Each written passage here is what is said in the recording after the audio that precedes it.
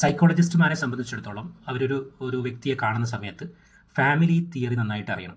System theory പോലെയുള്ള family theory നന്നായിട്ട് അറിഞ്ഞു കഴിഞ്ഞാൽ മാത്രം, ഫാമിലി ഡൈനാമിക്സ് അറിഞ്ഞാൽ മാത്രമേ ഫാമിലിയിൽ ഉണ്ടാകുന്ന ഇൻട്രാക്ഷൻ പാറ്റേണിനെ കുറിച്ചിട്ട് നല്ല ബോധ്യം ഉണ്ടാവണം. അപ്പോൾ ഒരു വ്യക്തിയെ വാർത്തെടുക്കുന്നതിൽ ഈ ഫാമിലി സിസ്റ്റത്തിന് പങ്കുണ്ട്.